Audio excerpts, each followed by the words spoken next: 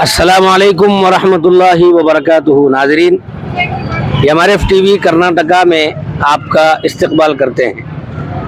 सूबे कर्नाटक का एक ज़िला बागलकोट ज़िले में एक क्षेत्र है मुधोल। हालिया इंतखाबात जो हुए हैं उसके बाद में पहली मर्तबा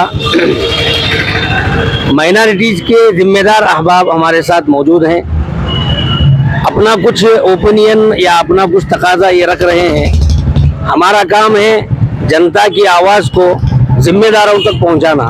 इस सिलसिले में यहाँ पर माइनॉरिटीज़ के कुछ अहबाब जमे हुए हैं, इनसे मालूमात लेते हैं और इनके क्या तमन्नाएं, क्या इरादे हैं वो सुनते हैं। अस्सलामु अलैकुम।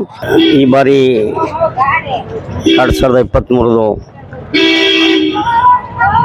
ಚುನಾವಣೆಯಲ್ಲಿ ಕಾಂಗ್ರೆಸ್ ಪಕ್ಷಕ್ಕೆ ಪ್ರಚಂಡ ಬಹುಮತವನ್ನು ಸಿಕ್ಕಿದ್ದು, ನಾನು ಪ್ರಪ್ರಥಮವಾಗಿ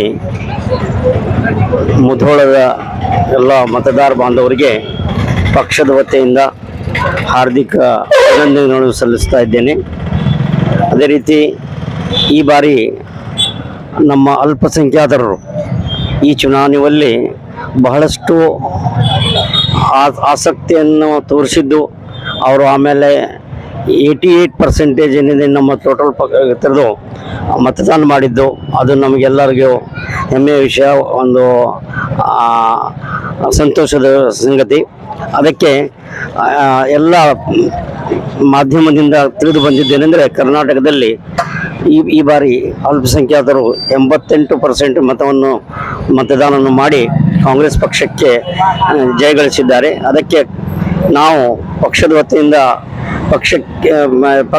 ಪಕ್ಷದ ಹಿರಿಯರಿಗೆ ವಿನಂತಿಸಿಕೊಳ್ಳುವುದೇನೆಂದರೆ, ನಮ್ಮ ಮೈನಾರಿಟಿ ಇಲೆಕ್ಟೆಡ್ ಏನು MLAs ಇದ್ದಾರೆ, ಅದರಲ್ಲಿ ಜಮೀರ್ ಅಹಮದ್ ಅವರಿಗೆ DCM, ನಮ್ಮ ಕ್ಷೇತ್ರದ ಎಲ್ಲ ಜನಪ್ರಿಯ ಶಾಸಕರಾದ ಶ್ರೀ RV ತಿಮ್ಮಾಪುರ ಅವರನ್ನು ಒಂದು ಒಳ್ಳೆಯ ಹುದ್ದೆಯನ್ನು ಕೊಟ್ಟು ಇನ್ನಷ್ಟು ನಮಗೆ ಈ ಪಕ್ಷದ ಸಲುವಾಗಿ ದುಡಿಯಲು ಅವಕಾಶ ಮಾಡಿಕೊಡಬೇಕು ಮತ್ತು ಈ ಕ್ಷೇತ್ರದ ಅಭಿವೃದ್ಧಿಗಾಗಿ ಮತ್ತು ಈ ಕ್ಷೇತ್ರದ ಶಾಂತಿ ಉನ್ನತಿಗಾಗಿ ಎಲ್ಲರೂ ಕೂಡಿ ಕೆಲಸ ಮಾಡುವಂಥ ಒಂದು ಅವಕಾಶ ಮಾಡಿಕೊಟ್ರೆ ನಾವು ಈ ಬಾರಿ ಮತ್ತು ಮುಂದಿನ ಬಾರಿಯೂ ಕೂಡ ನಾವು ಯಾವತ್ತೂ ಈ ಪಕ್ಷದ ಜೊತೆ ಇರ್ತೀವಿ ಮತ್ತು ಯಾವತ್ತೂ ಶಾಂತತೆಯನ್ನು ಕಾಪಾಡಿಕೊಂಡು ಅಭಿವೃದ್ಧಿ ಕೆಲಸದಲ್ಲಿ ನಾವು ಮೈನಾರಿಟೀಸು ಸರ್ಕಾರ ಜೊತೆ ಇದ್ದೀವಿ ಅಂತ ನಾನು ಭರವಸೆ ಕೊಡ್ತಾ ಇದ್ದೇನೆ.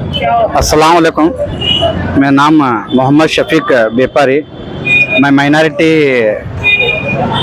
कर्नाटक स्टेट का जनरल सेक्रेटरी बनाया गया है।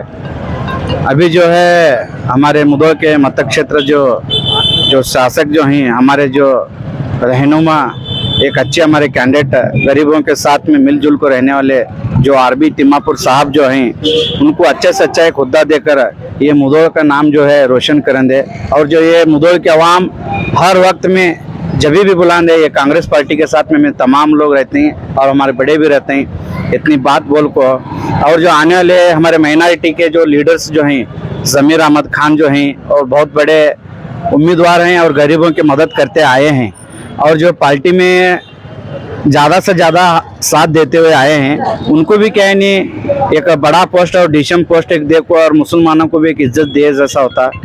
ये मैं एक गुजारिश करता हूँ, ये कांग्रेस पार्टी को हाई कमांड से मेरी एक अजाज़ानी गुजारिश है, उनको DCM बनाने की मैं एक राय रखता हूँ मुधोल जमात की तरफ से। अस्सलाम वालेकुम।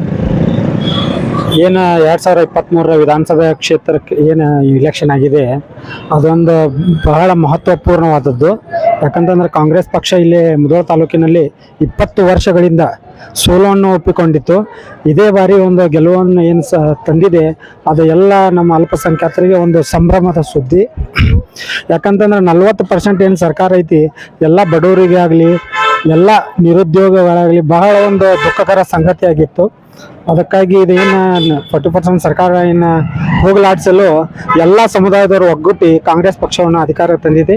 ಅದೊಂದು ಮುಸ್ಲಿಂ ಅಲ್ಪಸಂಖ್ಯಾತರ ಪರವಾಗಿ ಒಂದು ಸಂತಸ ಸುದ್ದಿ ಅಂತ ಹೇಳಿ ನಾನು 2 ಮಾತು ಮುಗಿಸ್ತೀನಿ.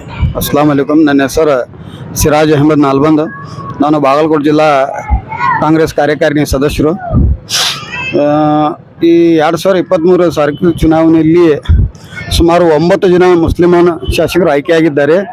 ಅದರಲ್ಲಿ ಮುಂಬೈ ಕರ್ನಾಟಕದಲ್ಲಿ ನಮ್ಮ ಬೆಳಗಾವಿಯಿಂದ ಆಶಿಫ್ ಶೇಟ್ ರಾಜು ಇವರನ್ನ ಮಂತ್ರಿ ಮಾಡಬೇಕಂತ ನಾನು ಕಾಂಗ್ರೆಸ್ ಪಕ್ಷದ ಹೈಕಮಾಂಡ್ಗೆ ಒತ್ತಾಯ ಮಾಡ್ತೀನಿ. ಯಾಕಂದ್ರೆ ಇಲ್ಲಿ ಮುಂಬೈ ಕರ್ನಾಟಕ ಇವಾಗಲಿಂದ ಏಕೈಕ ಶಾಸಕರವರಾಗಿದ್ದಾರೆ ಮತ್ತು ಹೈದರಾಬಾದ್ ಕರ್ನಾಟಕ ಇದರಿಂದ ರಹೀಮ್ ಖಾನ್ ಅವರು ಮತ್ತು ಕನೀಜ್ ಫಾತಿಮಾ ಅವರು ಗೆದ್ದಿದ್ದಾರೆ. ಆ ಭಾಗದಲ್ಲಿ ಇಬ್ಬರಲ್ಲಿ ಒಬ್ಬರಿಗೆ ಸಚಿವ ಸ್ಥಾನ ಕೊಡಬೇಕಂತ ನಾನು ಕಾಂಗ್ರೆಸ್ ಪಕ್ಷದಲ್ಲಿ ಒತ್ತಾಯ ಮಾಡ್ತೇನೆ. ಮತ್ತು ಉಪಮುಖ್ಯಮಂತ್ರಿಯಾಗಿ ಸನ್ಮಾನ್ಯ ಯುಟಿ ಖಾದರ್ ಸಾಹೇಬರು ಜಮೀರ್ ಅಹಮದ್ ಖಾನ್ ಅವರು ಇವರಲ್ಲಿ ಒಬ್ಬರಿಗೆ ಉಪಮುಖ್ಯಮಂತ್ರಿ ಸ್ಥಾನ ಕೊಡಬೇಕಂತ ನಾನು ಕಾಂಗ್ರೆಸ್ ಪಕ್ಷದ ಹೈಕಮಾಂಡ್ನಲ್ಲಿ ಒತ್ತಾಯ ಮಾಡ್ತೀನಿ. ಅದರ ಜೊತೆ ಮೊದಲದ ಜನಪ್ರಿಯ ಶಾಸಕರು ಹಾಗೂ ಅಹಿಂದ ವರ್ಗದ ಜನಪ್ರಿಯ ನಾಯಕರಾದಂಥ RBS ತಿಮ್ಮಾಪುರ ಅವರಿಗೂ ದಲಿತರ ಕೋಟಾದಲ್ಲಿ ಉಪಮುಖ್ಯಮಂತ್ರಿ ಸ್ಥಾನ ನೀಡಲೇಬೇಕಂತ ನಾನು ಈ ನಮ್ಮ ಮೊದಲ ಸಮಸ್ತ ಅಂಜುಮಾನ್ ಇಸ್ಲಾಂ ಹಾಗೂ ಮೊದಲ ಮುಸ್ಲಿಂ ಎಲ್ಲ ಸಂಘಟನೆ ಪರವಾಗಿ ನಾನು ಕಾಂಗ್ರೆಸ್ ಪಕ್ಷದ ಎಲ್ಲ ಹೈಕಮಾಂಡ್ ಹಾಗೂ ಸಿದ್ದರಾಮಯ್ಯ ಸಾಹೇಬರು, DK ಶಿವಕುಮಾರ್ ಸಾಹೇಬರು, ಸನ್ಮಾನ್ಯ AICC ಅಧ್ಯಕ್ಷರಾದಂಥ ಮಲ್ಲಿಕಾರ್ಜುನ ಖರ್ಗೆ ಅವರಲ್ಲಿ ನಾನು ಅತಿ ವಿನಯಪೂರ್ವವಾಗಿ ವಿನಂತಿಯನ್ನು ಮಾಡ್ತೇನೆ. तो नाजरीन, ये थी मुधोल के माइनॉरिटीज़ के जिम्मेदार अहबाब की बातें. आप हजरात से मैं गुजारिश करता हूँ कि इन बातों को इतना शेयर करें कि जहाँ तक हो सके वहाँ तक इन बातों को जिम्मेदारों तक पहुँचाने की कोशिश करें.